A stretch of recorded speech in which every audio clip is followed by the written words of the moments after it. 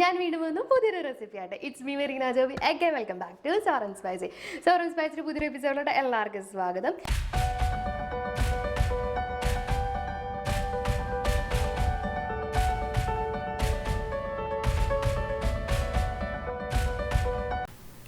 Hello, ഇന്നത്തെ നമ്മുടെ recipe വളരെ ടേസ്റ്റി ആയിട്ടുള്ളൊരു കാട പെപ്പർ റോസ്റ്റിന്റെ റെസിപ്പി ആട്ടോ.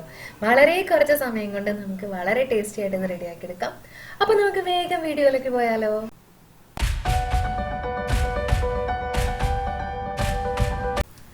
അപ്പൊ കാട പെപ്പർ റോസ്റ്റ് ചെയ്തെടുക്കാൻ വേണ്ടിയിട്ട് ഞാനിവിടെ ഒരു മൺചട്ടി വെച്ച് കൊടുത്തിട്ടുണ്ട്.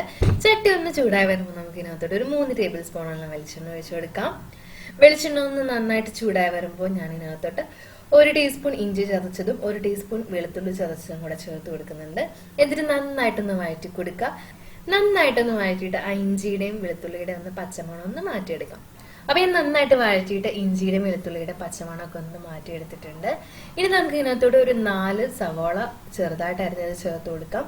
എന്നിട്ട് നന്നായിട്ടൊന്ന് മിക്സ് ചെയ്ത് കൊടുക്കുക. അതിന്റെ കൂടെ തന്നെ ഞാൻ ഒരു 2 പച്ചമുളക് നീളത്തിൽ അരിഞ്ഞത് ചേർത്ത് കൊടുക്കുകയാണ്. അതിന്റെ ഒപ്പം തന്നെ കുറച്ച് കറിവേപ്പിലയും കൂടി ഇട്ട് കൊടുക്കുകയാണ്. ഇനി നമുക്ക് സവോളയ്ക്ക് ആവശ്യമായിട്ടുള്ള ഉപ്പ് ചേർത്ത് കൊടുക്കാം. എന്നിട്ട് എല്ലാം കൂടെ നന്നായിട്ടൊന്ന് വഴറ്റി കൊടുക്കാം. നന്നായിട്ട് വഴറ്റി സവോളയുടെ കളറൊക്കെ നന്നായിട്ടൊന്ന് മാറ്റിയെടുക്കണം.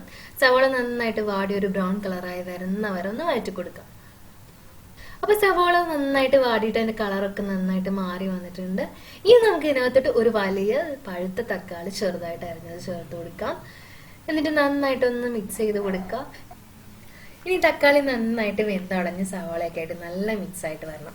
അതുവരെ നമുക്കിതൊന്ന് വഴറ്റി കൊടുക്കാം കേട്ടോ. അപ്പൊ തക്കാളി നന്നായിട്ട് വെന്തടഞ്ഞ് വന്നിട്ടുണ്ട്. സവാളയൊക്കെ ആയിട്ട് നല്ല മിക്സ് ആയിട്ട് വന്നിട്ടുണ്ട്. ഇനി നമുക്ക് മസാലപ്പൊടികൾ ചേർത്ത് കൊടുക്കാം. അപ്പൊ അതിന് വേണ്ടിയിട്ട് ഞാനിവിടെ ഒരു 1/2 ടീസ്പൂൺ മഞ്ഞൾപ്പൊടി ചേർത്ത് കൊടുക്കുകയാണ്. 1 ടേബിൾ സ്പൂൺ മല്ലിപ്പൊടി ചേർത്ത് കൊടുക്കുകയാണ്. കൂടെ ഞാൻ 1 ടീസ്പൂൺ കാശ്മീരി ചില്ലി പൗഡറും ചേർത്ത് കൊടുക്കുകയാണ്. പിന്നെ നമുക്ക് 1 ടീസ്പൂൺ ഗരം മസാല ചേർത്ത് കൊടുക്കാം. 1 ടീസ്പൂൺ പെരുംജീരകത്തിന്റെ പൊടിയും കൂടെ ചേർത്ത് കൊടുക്കാം. എന്നിട്ട് എല്ലാം കൂടെ നന്നായിട്ടൊന്ന് മിക്സ് ചെയ്ത് കൊടുക്കുക. പൊടികളുടെ പച്ചമണമൊക്കെ ഒന്ന് മാറുന്നവരെ ഒന്ന് വഴറ്റി കൊടുക്കാം.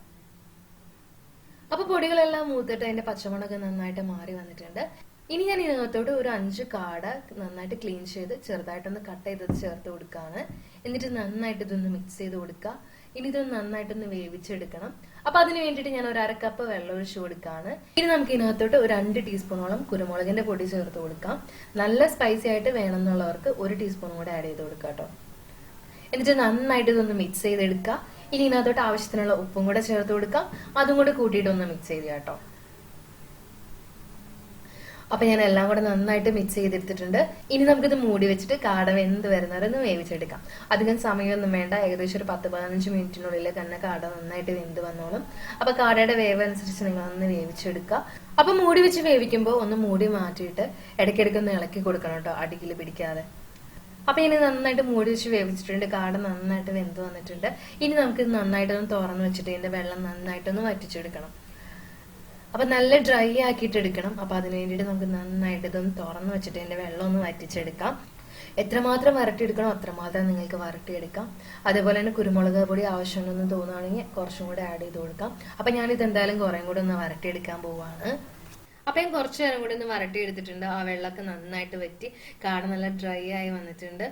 അപ്പൊ കളറൊക്കെ നന്നായിട്ട് മാറി ഒരു കറുത്ത കളറൊക്കെ ആയി വന്നിട്ടുണ്ട്. അപ്പൊ നമുക്ക് ഈ ഒരു കറക്റ്റ് ഒരു പാകം മതി. ഇനി നമുക്ക് ഫ്ലെയിം ഓഫ് ചെയ്യാം. അപ്പൊ ഇത്രേ ഉള്ളൂ നമ്മുടെ കാട പെപ്പർ റോസ്റ്റ്. വളരെ ഈസിയാണ്. അപ്പൊ നല്ല അടിപൊളി ടേസ്റ്റ് ആണ്. അപ്പൊ എല്ലാവരും ഒന്ന് ട്രൈ ചെയ്ത് നോക്കുക. എല്ലാവർക്കും എന്തായാലും ഇഷ്ടപ്പെടും. അപ്പൊ നമുക്കിനി അടുത്ത വീഡിയോയിൽ വേറൊരു റെസിപ്പി ആയിട്ട് കാണാം. ടാറ്റാ.